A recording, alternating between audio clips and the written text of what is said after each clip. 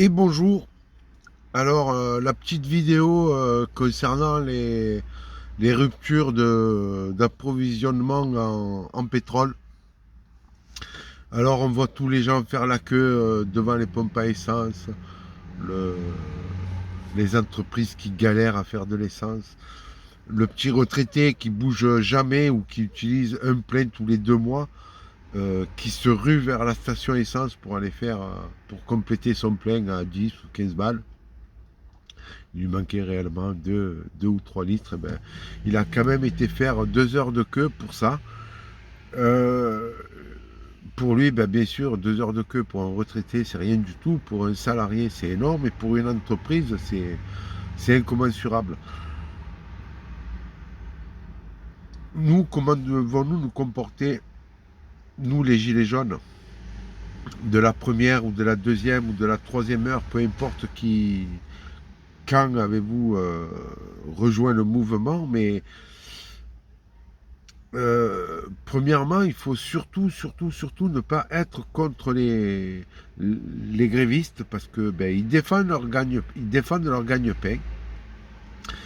Et le seul moyen qu'on laisse aux citoyens, aux ouvriers, c'est enfin, les grèves. Non pas le blocage, mais les grèves. Là, il y a des blocages ou des ruptures d'approvisionnement parce que il n'y a plus de raffinage qui se fait. Ça fait déjà 3 semaines que ça dure, sachant que les stocks, ils ont des stocks de cuves pour 3 mois. D'ici 2 mois, grossièrement, on va être en cale sèche, peut-être même moins, parce qu'il y a un effet de aussi que les gens vont commencer, enfin, pas vont, ont commencé à stocker. Or, jusqu'à présent, ben, ils stockaient des pâtes, du riz, de la farine, de l'huile de tournesol, de la moutarde et du papier cul. Et maintenant, les gens stockent du gasoil. Donc, ces fameux 3 mois de réserve, eh ben, ils vont fondre comme neige au soleil. Or, pour nous, les Gilets jaunes, c'est une bonne chose qu'il y ait des ruptures d'approvisionnement parce que ça commence à foutre la peur aux gens. Et on a besoin de ça, on a besoin que les gens qui ne sont pas descendus aient la peur au ventre de ne pas pouvoir aller travailler ou de ne pas pouvoir remplir leur gamelle. Et il n'y a que ça qui fera sortir les gens du, de chez eux. Et malgré tout, même si on sort de la maison en manifestation, il ne se passera rien, rien, rien, rien. Même pour les grévistes de Total, il ne se passera rien. Parce que s'ils avaient envie qu'il se passe quelque chose, eh ben, ils auraient déjà négocié. Ça fait 3 semaines que, je me répète, ça fait 3 semaines que les salariés de Total ont commencé leur grève. Que demandent les salariés de Total? Grossièrement, 250 balles d'augmentation nette sur leur fiche de paye. Je pense pas que ce soit déconnant quand ils ont. Hier soir, j'ai vu le salaire de quelqu'un euh, net d'impôts, c'est-à-dire que ses impôts sont prélevés. Il est à 2300 euros pour, je crois que c'est un agent de raffinage, des raffineries. C'est pas la caissière de la station Total. C'est celui qui est au dépôt pétrolier. 2300 euros pour aller travailler en 3-8 le samedi, le dimanche, pour travailler dans un milieu très salissant. Le milieu chimique est un milieu très salissant.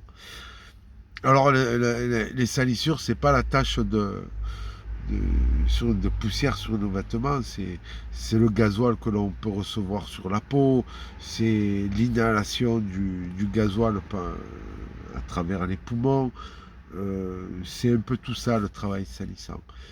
Donc 2300 euros pour un salarié comme ça, moi je dis c'est pas cher payé. Euh, donc leur revendication des 250 euros net par mois, pour moi c'est même minime comparé aux bénéfices qu'a fait Total. en 2021 ou 2022, ils ont fait 10 milliards d'euros de 10 milliards 600 millions d'euros de bénéfices. Sur 50 000 employés, la valeur des 250 euros net pour les 50 000 employés du secteur France de Total, ça représente 300 millions d'euros par an. Vous m'avez bien entendu, 300 millions d'euros par an. On double cette somme parce que il y a des charges à payer dessus. Hein. Ça fait 600 millions d'euros. Cette augmentation que les salariés demandent depuis 3 semaines, ça coûte à Total, s'ils acceptent, 600 millions d'euros. C'est-à-dire le 0,6 des bénéfices faits par Total Énergie. Ils ont fait 10 milliards,6. Donc les 0,6, c'est l'augmentation que les salariés demandent. Alors moi je suis un souverain, je comprends pas trop en économie, mais je comprends peut-être un petit peu en mathématiques. J'ai d'un côté des salariés qui me demandent le 0,6 en augmentation, et de l'autre côté, j'ai les actionnaires qui me demandent de l'argent. Les actionnaires qui aient 11 milliards ou 9 milliards, pour eux, grossièrement, ils auront toujours des bénéfices et c'est à peu près pareil. Donc je ne comprends même pas pourquoi Total refuse de négocier. Ouais, ils refusent de négocier juste pour dire non, ben c'est pas 250 qu'on va vous donner, mais 230. Bon, allez, très bien. Et à côté de ça, le PDG, il s'augmente de 6 millions d'euros par an. Là, ces derniers temps, il s'augmente de 6 millions d'euros par an, c'est-à-dire 500 000 euros par mois. À côté de ça, vous avez les journalistes des médias mainstream qui vous disent ben ouais, le salaire moyen, c'est 6 000 euros chez Total. Très bien, ben lève toute la pyramide directive de chez Total, tu lèves les 10 premiers étages, il va te rester un trapèze, et dans ce trapèze, tu as tous ces salariés-là qui font la grève. Mais tu enlèves les salaires de ces gens-là et tu les divises par le reste d'employés avec leur salaire, et vous verrez qu'ils ne sont pas à 6 000 euros, mais aux alentours des 2 300 euros, comme j'ai pu voir. J'ai une fiche de paye de quelqu'un, je l'ai vu, je ne parle pas dans le vide. Ensuite, je ne comprends pas pourquoi le gouvernement ne force pas Total à négocier cette augmentation de salaire, puisque ben, y a quand même une inflation dans les prix. On parle de 10%, mais on est plus vers les 20% que vers les 10%. Donc le gouvernement ne fait rien pour débloquer cette situation. Ça veut dire que le gouvernement est complice de ces ruptures d'approvisionnement, premièrement. Ça veut dire que le PDG de Total, ben, lui le premier, il est complice de tout ça, mais qui plus est, il doit suivre les ordres de quelqu'un ou de quelque chose. Parce que c'est pas possible de bloquer déjà l'entreprise Total qui ne gagne pas de sous aujourd'hui parce qu'il ne raffine pas, et de bloquer surtout l'économie française. Donc moi je me dis bon, je mets tout ça bout à bout et j'ai l'impression que c'est une grève qui est organisée ou provoquée par notre pouvoir actuel, par nos dirigeants actuels, par nos chefs suprêmes, c'est-à-dire les macronistes, et qui ne veulent surtout pas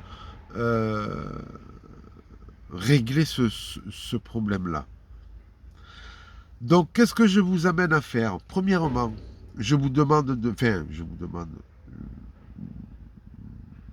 moi, ce que je fais, je soutiens le personnel gréviste. J'ai rempli mon réservoir d'essence. Hein, je travaille avec ma voiture hein, professionnelle. Je n'ai pas de voiture perso.